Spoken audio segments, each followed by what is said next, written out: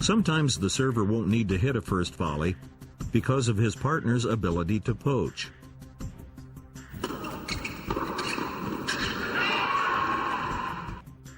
There are three types of poaches: reaction, anticipation, and command or signal poaching.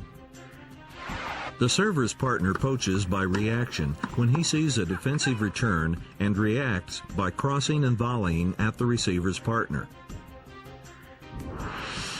On low returns, the server's partner should hit a low-angle volley at the receiver who is positioned at the baseline.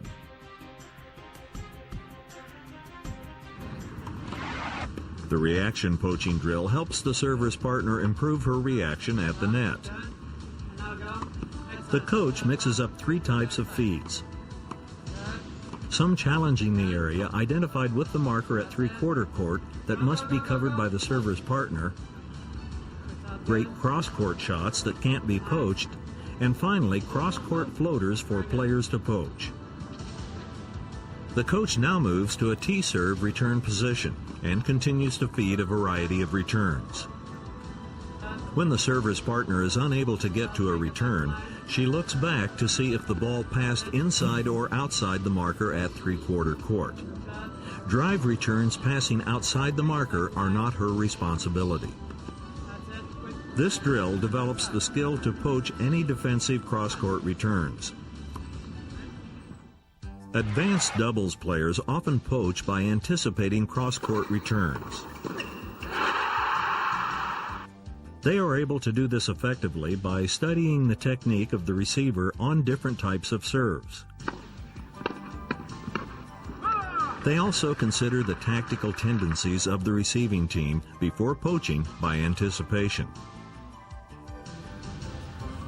When the server stays back, her partner looks to poach the cross-court rally.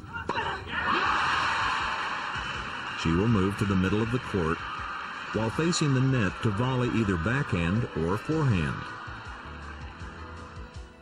Poaching is most effective when the decision to poach and the location of the serve are decided before serving. This allows the server to change side, knowing that his partner will poach.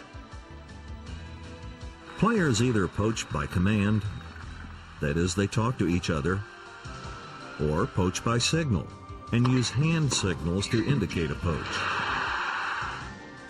A poach by command can also be done when the server stays back. Poaching by command is safer than by anticipation, as the server crosses to play a possible down-the-line return. For the poach to be successful, both the server and his partner must understand the new territory that each has to cover when they poach on wide or T serves.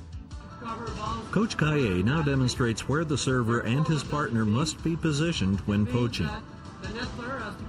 When you serve wide, like this, and you change side, now it's very important, so watch. If I go here, I don't want to have to cover balls further in that reach. Therefore, what does it mean? It means that the net player has to cover from this target to an angle shot here. So therefore, the position is right here. So you go like this, and you just face the net, ready to make a forehand volley or ready to make a backhand volley. So on a T serve, now when you're here, you have to cover all the cross-court return, but you don't want to have to deal with this shot that goes through the middle. So you see the red cone there? So you as the net player, when you move, you have to be sure you come over here in order to cover that down middle shot and also easily the nice angle return. The command poaching drill helps the server's partner practice correct poaching positioning and movement. The coach begins feeding balls from a wide serve return position. Blue cones have been placed on the court to indicate the territory the poacher must be able to cover. The blue flat marker shows the middle point between the two cones. Players first move toward their normal positioning, then quickly move laterally while facing the net, which allows them to hit either a forehand or backhand volley. The coach now moves to the tee serve return position and feeds balls to the players poaching. Excellent. Good, yeah, here. Red cones are used to show the poacher's territory that must be covered. The red flat marker indicates the middle position between the cones. The server's partners continue to practice their poaching movement facing the net.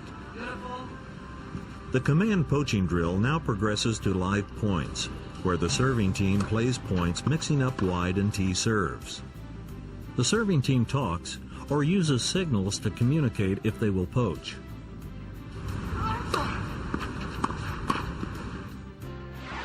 A very effective formation for poaching is the I formation, where the server and server's partner are positioned almost in a straight line.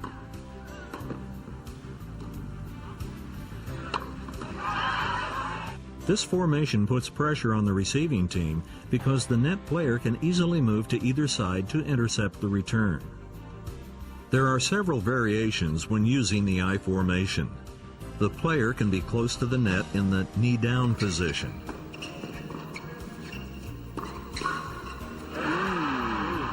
Or standing up farther from the net, but ready to move forward to intercept the return and assume proper court coverage. The key to using the I formation successfully is for each player to know how to cover their areas of responsibility. Coach Cayer now demonstrates the areas the server and his partner must cover when using the I formation.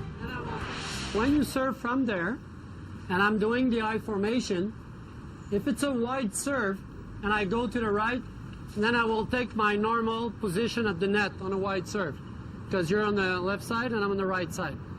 Now, if it's a tee serve, and I move to the right again, then I will take the usual net position when you serve tee, which is right here.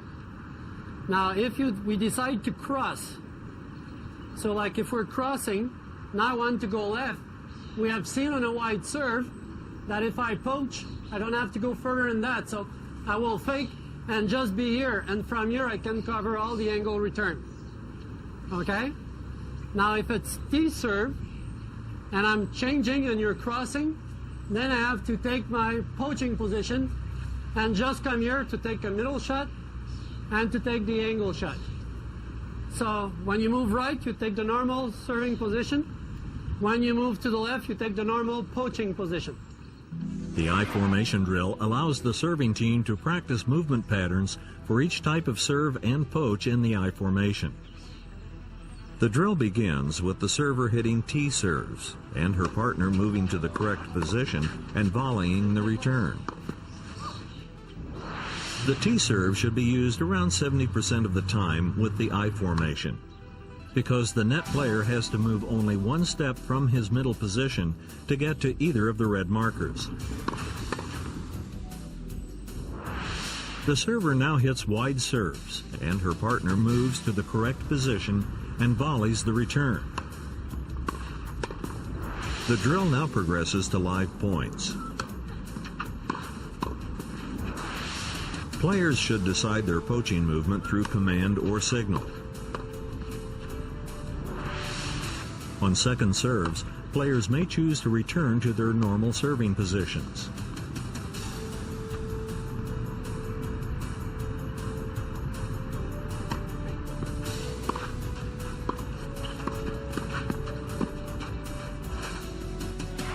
Now we'll look at the positioning and court coverage of the serving team when they're at the net.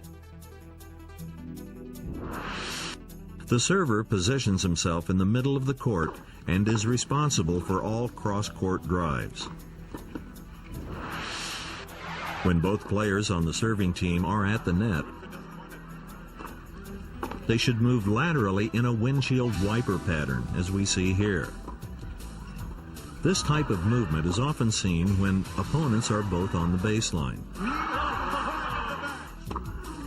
The serving team's positioning at the net depends on their ability to cover the lob.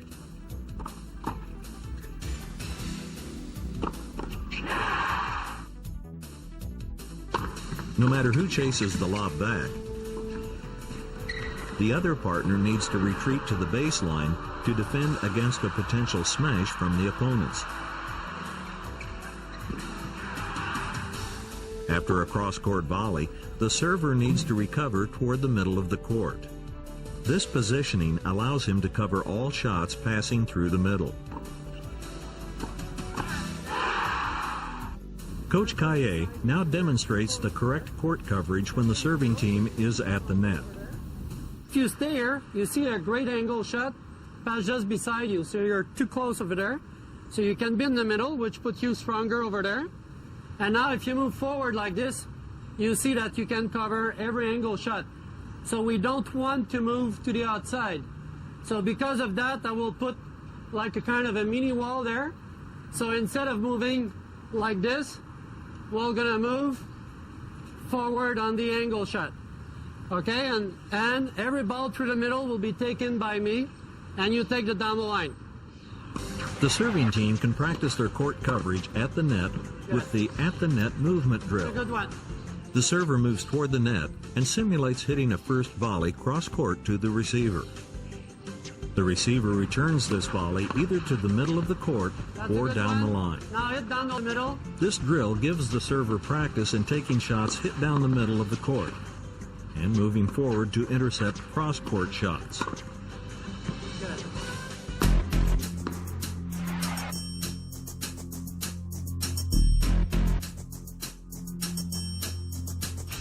The ultimate goal of any receiving team is to return and move effectively in order to put pressure on the serving team. Let's take a look at the tactical patterns used by top double receiving teams. The goal of the receiver in doubles is to neutralize the first serve and to take the initiative on the second serve. As a general rule, the receiver is positioned on the baseline for the first serve in an attempt to neutralize the serve with a low return. On the second serve, the receiver stands slightly inside the baseline in an effort to take control of the point. Players who want to hit a big forehand return often position themselves more to the backhand on the second serve. This allows them to run around their backhand and hit a forehand. Attacking players generally position themselves inside the baseline on second serves so that they can take the ball early and move to the net. When the server stays back, the receiver often comes in on the return of the second serve. The receiver needs to avoid the net player and provide a difficult first volley for the server. Advanced doubles players achieve this goal through a combination of power and precision returns. The first shot option for the receiver is the cross-court drive. This powerful return gives the net player less time to react or poach. It also makes the timing on the server's first volley more difficult. Good receivers will usually hit power returns down the line around 20 to 30% of the time to freeze the net player. They do this to surprise the net player and to create doubts about poaching. Good receivers also need the ability to sense when the server's partner is moving to the middle so that they can return down the line winners.